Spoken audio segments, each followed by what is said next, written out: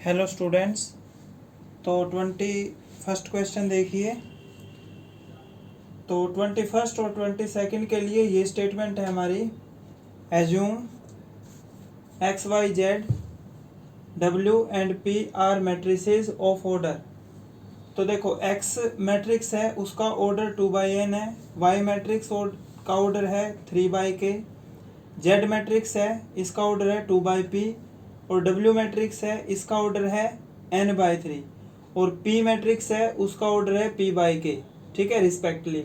Choose correct answer in exercise 21st and 22nd। तो 21st देखिए पहले, रिस्ट्रिक्शन ऑन n के एंड p सो दैट। तो यहाँ से हमने वैल्यू निकालनी है। तो देखो पी वाई का मतलब क्या है, पी एक मैट्रिक्स है, वाई एक मैट्रिक्स है। पी वाई का मतलब पी मैट्रिक्स और वाई मैट्रिक्स की मल्टीप्लिकेशन। ठीक है ना। तो पी मैट्रिक्स का ऑर्डर देखिए क्या है। पी मैट्रिक्स का ऑर्डर है ये p/k। ठीक है ना, मैं यहाँ पे लिख रहा हूँ पी मैट्रिक्स का ऑर्डर है p/k। और वाई मैट्रिक्स का ऑर्डर क्या है, वाई ए है, तो इसका ऑर्डर है 3/k।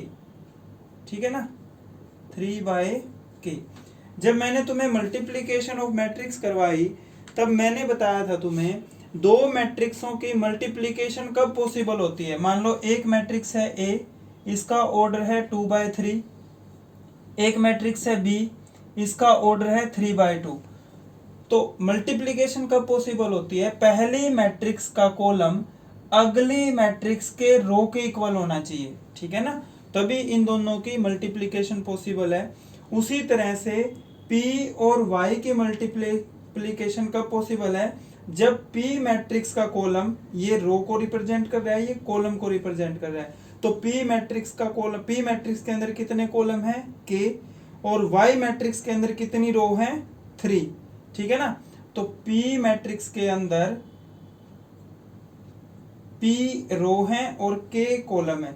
तो इन दोनों P और Y की मल्टीप्लिकेशन कब होगी, जब ये कंडीशन होगी।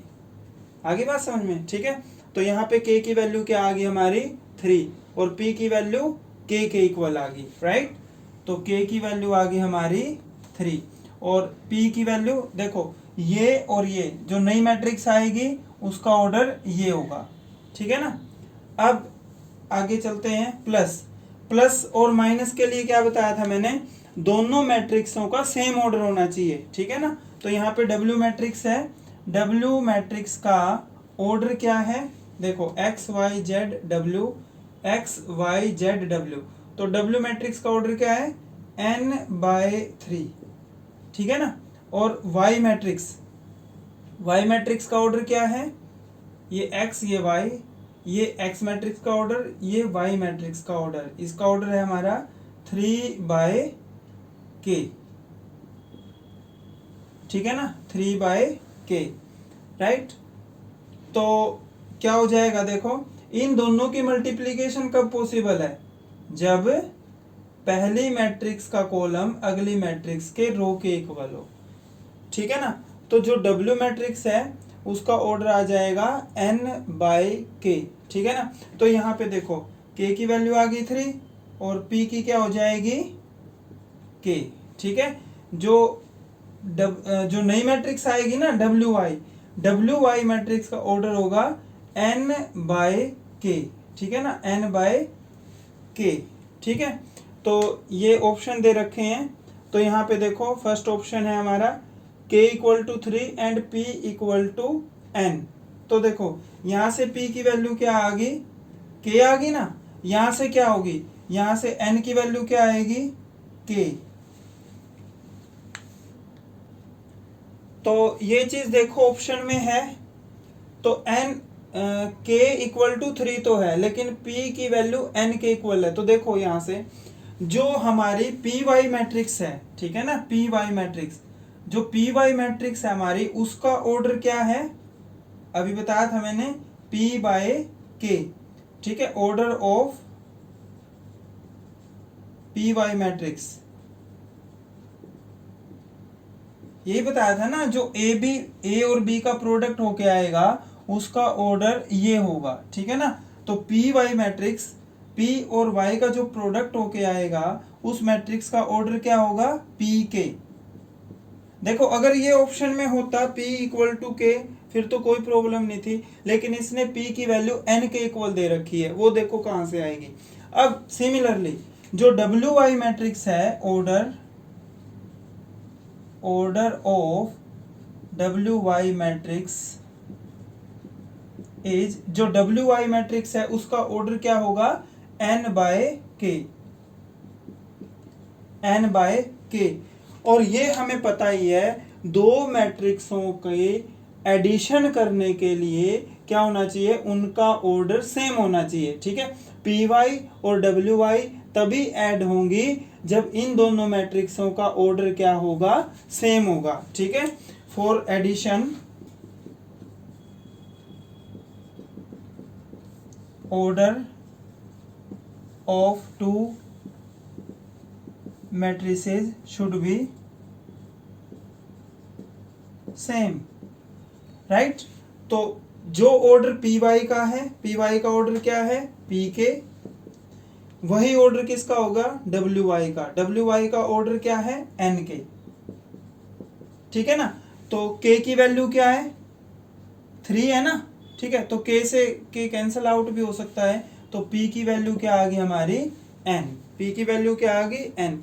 तो के की वैल्यू है 3, राइट, के की वैल्यू है 3 और पी की वैल्यू है एन, तो इसके लिए ऑप्शन हो जाएगा हमारा ए, राइट। तो बी नहीं होगा इसमें, ना सी होगा ना डी होगा, तो इसका ऑप्शन हो जाएगा हमारा ए, राइट। 22nd क्वेश्चन देखिए। तो यहाँ पे देखिए एन की वैल्यू है पी के इक्वल, ऑर्डर ऑफ मैट्रिक्स, इस मैट्रिक्स का ऑर्डर बताना हमने 7x माइनस 5z। तो ये मैंने तुम्हें पहले ही बताया था, मैट्रिक्स की एडिशन और सब्ट्रैक्शन के लिए दोनों मैट्रिक्सों का ऑर्डर सेम होना चाहिए। तो यहाँ पे x मैट्रिक्स का ऑर्डर देखो, x मैट्रिक्स का ऑर्डर क्या है, x मैट्रिक्स का ऑर्डर है 2/n, ठीक है ना। और z मैट्रिक्स का ऑर्डर क्या है, 2/p, ठीक है ना। अब इसने कंडीशन दे रखी है हमें, जो n की वैल्यू है वो p के इक्वल है, ठीक है ना। जो n की वैल्यू है वो p के इक्वल है, n इक्वल टू p, ये गिवन है हमें। तो यहां p की जगह क्या रख देंगे हम, n, ठीक है ना, p की जगह n रख देंगे। तो इसका ऑर्डर आ गया हमारा 2/n, और इसका ऑर्डर p की जगह n रख दिया मैंने 2/n। तो जो order of matrix 7x minus 5z is क्या हो जाएगा, ये 2/n। तो इसका ऑप्शन आ जाएगा हमारा बी, राइट। नेक्स्ट है, नेक्स्ट एक्सरसाइज है हमारी ट्रांसपोज ऑफ मैट्रिक्स, बिल्कुल सिंपल टॉपिक है। इसकी डेफिनेशन है, if A I J B m by n matrix, then matrix obtained interchanging row and column of matrix A is called transpose A of A, denoted by A के ऊपर ये dash लगा दो या ए के ऊपर टी, तो ये हो जाएगा हमारा ट्रांसपोज। मतलब इंटरचेंज करना है, जो हमारी रो होंगी उनको कॉलम बना दो और जो कॉलम होंगे उनको रो बना दो। जैसे फॉर एग्जांपल मैंने एक मैट्रिक्स लिखी 5 3 2 4 0 5, ठीक है ना। अगर इसका ट्रांसपोज निकालना है तो ये फर्स्ट रो है ना, तो ये फर्स्ट कॉलम बन जाएगा हमारा, फर्स्ट रो है, फर्स्ट कॉलम 5 3 2, ये सेकंड रो है, सेकंड कॉलम बन जाएगा 4 0 5। तो ये हो जाएगा हमारा ट्रांसपोज ऑफ मैट्रिक्स। इसकी कुछ एक प्रॉपर्टीज हैं, वो देखिए, कुछ एक प्रॉपर्टीज हैं। मान लो ए का ट्रांसपोज यदि डबल ट्रांसपोज है तो वो ए मैट्रिक्स के ही इक्वल आ जाएगा, ठीक है। उसके बाद है, कोई कांस्टेंट मल्टीप्लाई है, के इज कांस्टेंट, ठीक है ना। मान लो कोई मैट्रिक्स के साथ कोई कांस्टेंट मल्टीप्लाई है, तो हमें कांस्टेंट का ट्रांसपोज नहीं करना, हम केवल जो मेन मैट्रिक्स है उसका ही ट्रांसपोज करेंगे, वेयर के इज एनी कांस्टेंट, ठीक है। तो जैसे ए प्लस बी इसका ट्रांसपोज करना है तो क्या हो जाएगा, ए का ट्रांसपोज प्लस बी का ट्रांसपोज, ठीक है ना। अब मल्टीप्लाई में है दोनों मैट्रिक्स, ए बी का मतलब क्या है, A matrix multiply by B matrix, तो क्या हो जाएगा इसमें बी मैट्रिक्स पहले आएगी, बी का ट्रांसपोज ए का ट्रांसपोज, ठीक है। तो मेन प्रॉपर्टी यही है इसकी, यदि दो मैट्रिक्स मल्टीप्लाई में है उनका ट्रांसपोज निकालना है तो क्या हो जाएगा, बी का ट्रांसपोज इंटू ए का ट्रांसपोज। उसके बाद है सिमेट्रिक एंड स्क्यू सिमेट्रिक। तो ये स्क्यू सिमेट्रिक मैट्रिक्स की डेफिनेशन है ए स्क्वायर मैट्रिक्स। तो सिमेट्रिक और स्क्यू सिमेट्रिक के लिए मैट्रिक्स स्क्वायर होनी चाहिए। स्क्वायर मैट्रिक्स मैंने आपको बताया था, जिस मैट्रिक्स के अंदर जितनी रो है उतने ही कॉलम, ठीक है, उसको हम स्क्वायर मैट्रिक्स बोलेंगे, ठीक है ना। तो जब A square matrix A is said symmetric matrix if A का ट्रांसपोज इक्वल टू ए, यदि ए मैट्रिक्स का हम ट्रांसपोज करें वो उसी मैट्रिक्स के इक्वल आ जाए तो वो मैट्रिक्स होगी हमारी सिमेट्रिक। स्क्यू सिमेट्रिक क्या होगी, ए का ट्रांसपोज माइनस ए के इक्वल आए तो वो होगी हमारी स्क्यू सिमेट्रिक। इसका एग्जांपल देखिए, मान लो ए मैट्रिक्स है √3 2 3 2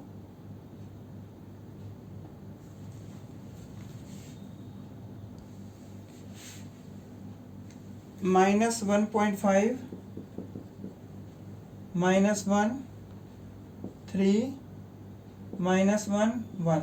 इसका ट्रांसपोज करो, ये पहली रो है, पहला कॉलम बना दो √3 2 3, ये सेकंड रो है, सेकंड कॉलम बना दो 2 -1.5 -1, थर्ड रो है, थर्ड कॉलम बना दो 3 -1 1। देखो ये मैंने ए मैट्रिक्स का ट्रांसपोज कर दिया और ये इसी मैट्रिक्स के इक्वल आया, तो इस मैट्रिक्स को क्या बोलेंगे हम, सिमेट्रिक मैट्रिक्स, ठीक है। ये सिमेट्रिक मैट्रिक्स का एग्जांपल है। स्क्यू का देखो, ये है example 0 -e -f e 0 -g f g 0। इसका ट्रांसपोज कीजिए, पहली रो है, पहला कॉलम हो जाएगा 0 e f, सेकंड रो है, सेकंड कॉलम हो जाएगा -e 0 g, थर्ड रो है, थर्ड कॉलम हो जाएगा -f -g 0। अब देखो ये नेगेटिव था, यहाँ पे पॉजिटिव, ये यहाँ पे नेगेटिव है, यहाँ पॉजिटिव, ये यहाँ पॉजिटिव है, यहाँ नेगेटिव, 0 पॉजिटिव नेगेटिव कुछ नहीं होता, -g यहाँ पे पॉजिटिव g, ये f यहाँ नेगेटिव f, यहाँ g यहाँ नेगेटिव है। तो क्या है, ए मैट्रिक्स उसके माइनस ए ट्रांसपोज के इक्वल है, ठीक है ना। या ऐसे भी हो सकता है ये, ठीक है, ए का ट्रांसपोज माइनस ए के इक्वल है, ठीक है। तो we can say that this matrix is skew symmetric, ठीक है। ए का ट्रांसपोज, इसका इस मैट्रिक्स का मैंने ट्रांसपोज किया तो ये -a के इक्वल आया, ठीक है। तो we can say that this matrix is example of skew symmetric, ठीक है। ये एक्सरसाइज 3.3 का फर्स्ट का थर्ड एग्जांपल देखिए, इसमें ट्रांसपोज निकालना है, तो ट्रांसपोज मैंने बताया ये अभी आपको, ठीक है ना। इसको ए मैट्रिक्स कंसीडर कर लिया हमने, ये फर्स्ट रो है तो फर्स्ट कॉलम बन जाएगा, ये सेकंड रो है, सेकंड कॉलम बन जाएगा, ये थर्ड रो है, ये थर्ड कॉलम बन जाएगा, ठीक है। तो ये सारे क्वेश्चन इसी तरह से ही है, ठीक है ना। तो ये आपको सेकंड, थर्ड, फोर्थ, फिफ्थ, ठीक है, ये फिफ्थ तक करने हैं। सिक्स्थ देखो, सिक्स्थ में करवा रहा हूँ अभी। तो ये देखिए, ए का transpose multiply by A matrix equal to identity, ये भी प्रॉपर्टी होती है एक, ठीक है। तो इस मैट्रिक्स का ट्रांसपोज कर दो, ये फर्स्ट रो है, फर्स्ट कॉलम कोस अल्फा साइन अल्फा, ये सेकंड रो है, second column minus sine alpha cos alpha. इसको किस मैट्रिक्स से मल्टीप्लाई करना है? ए मैट्रिक्स से। तो क्या हो जाएगा? ए का transpose cos alpha sine alpha minus sine alpha cos alpha, और ए मैट्रिक्स है हमारी cos alpha minus sine alpha cos alpha. तो इसकी रो चलेंगे, इसके कॉलम। तो cos alpha multiply by cos alpha cos square alpha minus और minus की multiply plus sine multiply by sine square alpha. अब इसका सेकंड रो, इसका first column, sine multiply by cos sine alpha cos alpha plus और minus की multiply minus sine alpha cos alpha. ठीक है। अब इसका सेकंड कॉलम, पहले इसकी फर्स्ट रो के साथ इसके सेकंड कॉलम की मल्टीप्लाई करेंगे, फिर इसके सेकंड रो को सेकंड कॉलम के साथ मल्टीप्लाई करेंगे। तो sine alpha into cos alpha sine alpha cos alpha plus और माइनस की multiply minus sine alpha cos alpha. Right. अब sine alpha into sine alpha sine square alpha cos into cos plus cos square alpha. ठीक है। ये तुमने formula पढ़ रखा है लोअर क्लास में, sine square theta plus cos square theta, ये किसके इक्वल होता है? 1 के। तो ये क्या हो गया हमारा? 1 आ गया ना ये। ठीक है। तो ये हो जाएगा हमारा 1, ये प्लस का ये माइनस का 0, ये प्लस का ये माइनस का 0, और ये क्या हो गया? 1। ये किसके इक्वल आ गया? Identity matrix. ठीक है। इक्वल टू आइडेंटिटी, यही हमने प्रूव करना था। तो ये आज के लिए आपने अप टू 6 तक क्वेश्चन करने हैं। सिमेट्रिक और स्क्यू सिमेट्रिक है नेक्स्ट 7th क्वेश्चन, इसको हम कल करेंगे। डेफिनेशन मैंने आपको बताई दी। Thank you.